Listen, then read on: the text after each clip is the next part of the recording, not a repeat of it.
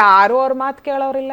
ಯಾರು ಮೇಡಮ್ ಹೋಗ್ತಾ ಇದಂತೆ D K ಯಾರು ಇಲ್ಲ ಮೇಡಮ್. ಯಾರು ಕಳಿಸ್ತಾ ಇದಾರೋ ಅವರು ಹೇಳಿಲ್ಲ ಅಂದ್ರು. ಯಾರ ಕಳಿಸ್ತಿದಾರಂತೆ? ನಾಮಕ ವಾಸ್ತೆ ಒಬ್ಬರು ಪ್ರಿನ್ಸಿಪಾಲ್ ಇದಾರೆ ಅಷ್ಟೇ. ಆ ಪ್ರಿನ್ಸಿಪಾಲ್ಗೂ ಬೆಲೆ ಇಲ್ಲ, ಹೆಡ್ ಮಾಸ್ಟರ್ಗೂ ಬೆಲೆ ಇಲ್ಲ.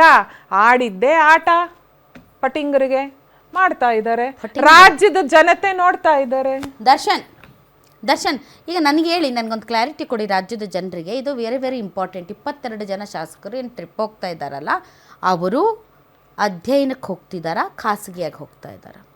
ಅವ್ರು ಯಾರು ಹೋಗ್ತಾ ಇದ್ದಾರೆ ಅನ್ನೋಂಥ ಮಾಹಿತಿ ಇಲ್ಲ. ಅದ್ರ ಜೊತೆಗೆ ಅದು ಪಶು ಏನು ಇಲಾಖೆಯಿಂದ ಹೋಗ್ತಾ ಇದ್ದಾರೆ ಅನ್ನುವಂಥದ್ದಕ್ಕೆ ನಿನ್ನೆ ವೆಂಕಟೇಶ್ ಅವರು ಕ್ಲಾರಿಟಿ ಕೊಟ್ಟಿದ್ದಾರೆ. There is no any study tour, even ನಾನೇ ಹೋಗ್ತಾ ಇಲ್ಲ ಅಂತ ಅವರು ಕಾರ್ಯಕರ್ತನಾಗಿ is it a right time to go out? ಇಲ್ಲ, ಅವರು ಏನಾದ್ರು ಫ್ಲೈಟ್ ಟಿಕೆಟ್ ಏನಾದ್ರು ಬುಕ್ ಆಗಿದ್ರೆ ನಾವು ಏನಾದ್ರು ನೋಡ್ಬೋದಿತ್ತು. ಬಟ್ ಇದೊಂದು ಊಹಾಪೋಹದ ಚರ್ಚೆ ಆಗ್ತಾ ಇದೆ. ನಾನು ಅದಕ್ಕೆ ಹೆಚ್ಚಿನ ಬಣ್ಣನ ಕೊಡ್ಲಿಕ್ಕೆ ಹೋಗೋದಿಲ್ಲ. ಅಲ್ಲ, ಸ್ವತಃ ವೆಂಕಟೇಶ್ ಅವರೇ ಇದಕ್ಕೆ ರಿಯಾಕ್ಟ್ ನಾನು ಹೋಗಲ್ಲ ಅಂದ್ರು ಮೇಡಮ್. ಇಟ್ಸ್ ನಾಟ್ ಊಹಾಪೋಹ. ನಾನು ಅವ್ರು ಹೇಳಿದ್ರು ನಾನೇ ಹೋಗ್ತಾ ಇಲ್ಲ. ಎಲ್ಲಿ ನಾವು ಕೂತ್ಕೊಂಡು ಮಾತಾಡ್ಬೇಕಾದ್ರೆ 4-5 ಸರಿ ಗೆದ್ದಿರೋರು ಒಂದ್ಸರಿ ಒಂದು ಟ್ರಿಪ್ ಹೋಗಿ ಬರೋಣ ಅಂತ ಹೇಳಿ. ಈಗ ಟ್ರಿಪ್ಪಿನ ಬಗ್ಗೆ ಮಾತಾಡಿದ್ರಲ್ಲ ಮೇಡಮ್, JDS-ನವರು. ಮೇಡಮ್ ಕೇಳಿ ಒಂದ್ ನಿಮಿಷ. ಅಫಿಷಿಯಲ್ ಆಗಿ ಹೋಗೋದು ಮೇಡಮ್, ಒಬ್ಬ ಮನುಷ್ಯ ಅಂದಾಗ ಅವನಿಗೆ ಒಂದು ವೈಯಕ್ತಿಕ ಜನ ಒಟ್ಟಿಗೆ ಹೋಗೋದು. ಈ ಟೈಮಲ್ಲಿ ಒಬ್ಬ ಮನುಷ್ಯ ಅಂದಾಗ ಅವನ ಒಂದು ವೈಯಕ್ತಿಕ ಬದುಕು ಅನ್ನೋದು ಇರ್ತದೆ. ನಾನು ಸ್ಟಾರ್ಟಿಂಗ್ ರಿಮಾರ್ಕ್ಸ್ ಅಲ್ಲಿ ಅದನ್ನ ಹೇಳಿದ್ದೀನಿ.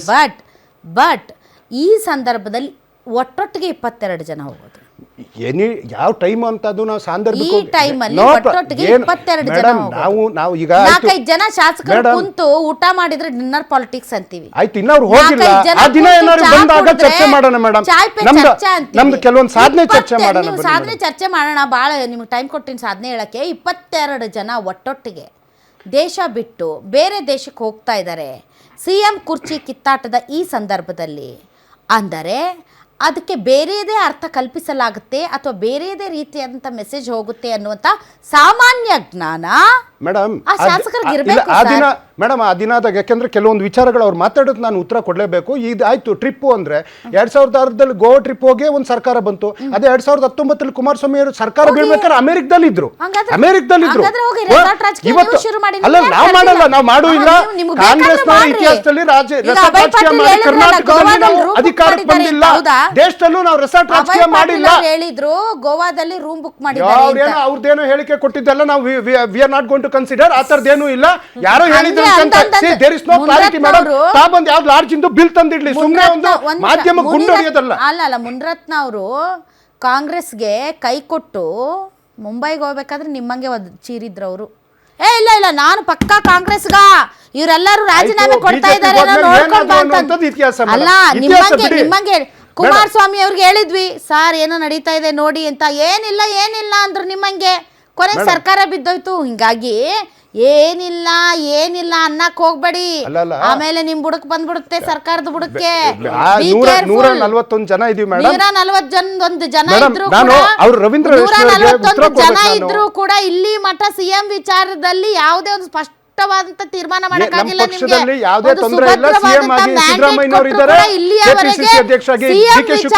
ಒಂದು ಭದ್ರವಾದ ತೀರ್ಮಾನ ತಗೊಳಕ್ಕಾಗಿಲ್ಲ ನಿಮ್ ಕೈಯಲ್ಲಿ. ಹೈಕಮಾಂಡ್ ಅಲ್ಲ, ನಾವು ಜನ ನಿಮ್ಗೆ ಬಹುಮತ ಕೊಟ್ಟಿದ್ದು ಹೈಕಮಾಂಡ್ ಅಲ್ಲ. ಮೇಡಮ್, ರವೀಂದ್ರ ರೇಷ್ಮೆ ಅವರು ಒಬ್ರು ಗೌರವಾನ್ವಿತ ಪತ್ರಕರ್ತರು ಅಂತ ಅನ್ಕೊಂಡಿದ್ದೀನಿ. ಯಾಕೆ ನಿಮ್ಗೆ ಡೌಟ್ ಇದೆ? ಅನ್ಕೊಂಡಿದ್ದೀನಿ ಅಂದ್ರೆ ಏನರ್ಥ? ಮೇಡಮ್ ಮಾತಾಡಕ್ ಬಿಡಿ ಒಂದ್ ನಿಮಿಷ. ನೀವು ಅನ್ಕೊಂಡಿಲ್ಲ ಅಂತಂದಿದ್ರೆ ನೀವು ಪ್ರಶ್ನೆ ಮಾಡಿ. ಅನ್ಕೊಂಡಿದ್ದೀನಿ ಅದೇ negative. That is negative. No negative. Because you know him better. ಅಲ್ಲಲ್ಲ, ಅವರು ಮಾತಾಡಿರುವಂತ ವರ್ಷವನ್ನ ನಾವು ನೋಡಿದಾಗ ಬಿಜೆಪಿಯ ಪ್ರತಿಪಾದಕರಾಗಿ ಅವರು ಮಾತಾಡಿದ್ದಾರೆ. ದರ್ಶನ್ ಅವರ ಮಾತಿಗೆ ಅವರ ಮಾತಿಗೆ ನಿಮಗೆ ವಿರೋಧ ಇದೆಯಾ? ಟ್ಯಾಕ್ಸ್ ಬಗ್ಗೆ ಪ್ರಶ್ನೆ ಕೇಳಂಗಿಲ್ಲ ಅಂತ. ಅವರ ಮಾತಿಗೆ ನಿಮಗೆ ವಿರೋಧ ಇದೆಯಾ? 100% ಇದೆ. ಅದನ್ನ ಸ್ಪಷ್ಟಪಡಿಸಿ. ನನಗೆ ಅವ್ರ ಮಾತಿಗೆ ವಿರೋಧ ಇದೆ. B straight. ಅಂದುಕೊಂಡಿದ್ದೀನಿ ಗೊತ್ತಿಲ್ವಾ? ಪ್ಲೀಸ್ ಒಂದ್ ನಿಮಿಷ. ಇವತ್ತು ರಾಜ್ಯದ ಒಬ್ರು ಪ್ರಜೆಯಾಗಿ, ರಾಜ್ಯದ ಒಬ್ರು ಟ್ಯಾಕ್ಸ್ ಪೇರ್ ಆಗ್ಬಿಟ್ಟು ಕೇಂದ್ರ ಸರ್ಕಾರಕ್ಕೆ ಪ್ರತಿಭಟನೆ ಮಾಡಬಾರ್ದು ಮಂತ್ರಿಗಳು ಸಚಿವರಂದ್ರು. ಇದೇ ಮನಮೋಹನ್ ಸಿಂಗ್ ಅವರು ಪ್ರಧಾನಿಯಾಗಿದ್ದಾಗ ಎಷ್ಟು ಬಾರಿ ನರೇಂದ್ರ ಮೋದಿ ಅವರು ಬಿಜೆಪಿ ತರ ಸರ್ಕಾರಗಳು ಕೇಂದ್ರದ ಮೇಲೆ ಯಾವ್ಯಾವ ಪದ ಬಳಸಿ ಇವರು ಪ್ರತಿಭಟನೆ ಮಾಡಿದ್ದಾರೆ ಅನ್ನುವಂಥದ್ದು. ಮೇಡಮ್, ನಮಗೆ 2,200,000 ಕೋಟಿ ಟ್ಯಾಕ್ಸ್ ಬರಬೇಕು, ಭದ್ರಾ ಮೇಲ್ದಂಡೆ ಹಣ ಬರಬೇಕು, 3,000 ಕೋಟಿ ಪೆರಿಪಲ್ ರಿಂಗ್ ರೋಡ್ ನ ಹಣ ಬರಬೇಕು, ಕೆರೆಕಟ್ಟೆ ಅಭಿವೃದ್ಧಿ 3,000 ಕೋಟಿ ಹಣ ಬರಬೇಕು, ರಾಯಚೂರಿನ ಏಮ್ಸ್ ಬರಬೇಕು, ಮೈಸೂರಿಗೆ IIT ಬರಬೇಕು, 14-15 ಹಣಕಾಸಿನ ಹಣ ಬರಬೇಕು. ನಾವು 7 ಲಕ್ಷ ಕೋಟಿಯಷ್ಟು ತೆರಿಗೆ ಕಟ್ತಾ ಇದೀವಿ. ಇವ್ರು ನೋಡಿದ್ರೆ ನೀವು ಪ್ರಶ್ನೆ ಮಾಡಬಾರ್ದು, ನೀವೇನು ಕೇಳಬಾರ್ದು. ಆಯ್ತು ಸರ್, ನಿಮಗೆ ಗೌರವಿಸ್ತೀನಿ.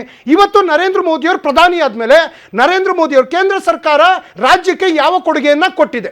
ಸ್ಮಾರ್ಟ್ ಸಿಟಿ ಅಂದಿದ್ರು, ಯಾವ್ದಾದ್ರು ಸ್ಮಾರ್ಟ್ ಸಿಟಿ ಕಂಪ್ಲೀಟ್ ಆಗಿದೆಯಾ? ಬುಲೆಟ್ ಟ್ರೈನ್ ಅಂದ್ರು, ಯಾವ್ದಾದ್ರು ಬುಲೆಟ್ ಟ್ರೈನ್ ಓಡಾಡ್ತಾ ಇದೆಯಾ? 15 ಲಕ್ಷ ಅಂದ್ರು, 15 ಲಕ್ಷ ಯಾರ ಅಕೌಂಟಿಗಾದ್ರೂ ಬಂದಿದೆಯಾ? ವಿಕಾಸ್ ಅಂದ್ರು, ಅವ್ರು ಎಲ್ಲಿದ್ದಾರೋ ಗೊತ್ತಿಲ್ಲ. ಮುದ್ರಾ ಯೋಜನೆ ಅದು ಎಷ್ಟು ಜನಕ್ಕೆ ಉಪಯೋಗ ಆಗಿದೆ ಮೇಡಮ್?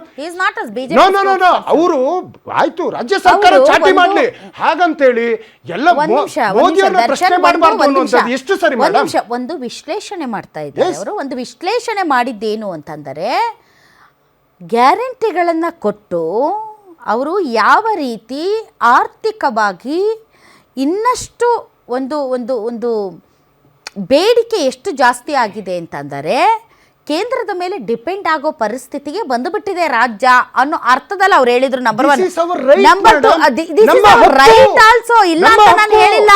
ನಮಗೆ ಯಾವ ಹೊಡೆತ ಬೀಳಲ್ಲ ಮೇಡಮ್. ನಮ್ಮ 5 ಸೌತ್ ರಾಜ್ಯಗಳಿಗೆ ಹೊಟ್ಟೆ ತುಂಬಿಸ್ತಾ ಇದೀವಿ. ಹೊಡೆತ ಯಾಕೆ ಬಿತ್ತು ಅಂತಂದ್ರೆ, ಸುಭಿಕ್ಷವಾಗಿರುವಂತ ಕರ್ನಾಟಕ ಸರ್ಕಾರದ ಬೊಕ್ಕಸ ಗ್ಯಾರಂಟಿಗಳಿಂದಾಗಿ ಒಂದಿಷ್ಟು ಒತ್ತಡ ಮತ್ತು ಬೇಡಿಕೆ ಜಾಸ್ತಿ ಆಗಿದೆ. ಆ ಹಿನ್ನೆಲೆಯಲ್ಲಿ ಕೇಂದ್ರದ ಮೇಲೆ ಕಂಪ್ಲೀಟ್ ಡಿಪೆಂಡ್ ಆಗ್ತಾ ಇದ್ದೀರಿ ಯಾವುದೇ ಒಂದು ಹೊಸ ಯೋಜನೆಗೆ ಅಂತ ಅವ್ರು ಹೇಳ್ತಾ ಇರೋದು. ಸೊ ಅಂದರೆ ಅರ್ಥ ಏನು ಅಂತಂದರೆ, ನೀವು ಈ ಒಂದು ಭಾಗ್ಯಗಳ ಒಂದು ಸುಳಿಯಲ್ಲಿ ಸಿಲುಕಿ ಒದ್ದಾಡ್ತಾ ಇದ್ದೀರಿ. ಕೇಂದ್ರ ಸರ್ಕಾರವನ್ನು ಕೇಳಬಾರ್ದು, ಅದು ನಮ್ಮ ಹಕ್ಕು ಅಧಿಕಾರ ಅಲ್ಲ ಅಂತ ಅವ್ರು ಹೇಳ್ತಾ ಇಲ್ಲ. ಒಂದು ವಿಶ್ಲೇಷಣಾತ್ಮಕವಾಗಿ ಅವ್ರು ಹೇಳಿದ್ದೇನು ಅಂತಂದರೆ, ನೀವು ರಾಜ್ಯದ ಬೊಕ್ಕಸವನ್ನು ಖಾಲಿ ಮಾಡಿಕೊಂಡು ಕೇಂದ್ರದ ಮೇಲೆ ಸಂಪೂರ್ಣ ಒತ್ತಡ ಹೇರ್ತಾ ಇದ್ದೀರಿ. ನೀವು ನಮಗೆ ಬರಬೇಕಾಗಿರೋದು ಬರಬೇಕು ಅನ್ನೋ ವಿಚಾರದಲ್ಲಿ ಯಾವ ಅಭ್ಯಂತರನೂ ಇಲ್ಲ. ಬಟ್ ಏನೇ ಮಾಡಬೇಕಂದ್ರೂ ಕೇಂದ್ರದಿಂದ ಬರಬೇಕು, ಏನೇ ಮಾಡಬೇಕೆಂದ್ರೂ ಕೇಂದ್ರದಿಂದ ಬರಬೇಕು ಅನ್ನುವಂತಹ ಕ್ವೈಟ್ ಕಾಮನ್ ಡೈಲಾಗ್ ಇಂದ ಜನ ಬೇಸತ್ತಿದ್ದಾರೆ. ದರ್ಶನ್, ಜನ ಹೌದು ಇದೀವಿ, ಬರ್ಬೇಕು, ಇಲ್ಲ ಅಂತ ಹೇಳಿಲ್ಲ. ಮೆಟ್ರೋಗೂ ಹಣ ಇಲ್ಲ, ರಾಷ್ಟ್ರೀಯ ಹೆದ್ದಾರಿಗಳಿಗೂ ಹಣ ಇಲ್ಲ, ರೈಲ್ವೆ ಯೋಜನೆಗಳು ನಾನು ಪಟ್ಟಿ ಸಮೇತ ಕೊಡ್ತೀನಿ. ಆಮೇಲೆ ನಮ್ಮ ನೀರಾವರಿ ಯೋಜನೆಗಳು ಏನೇನಾಗಿದೆ, 54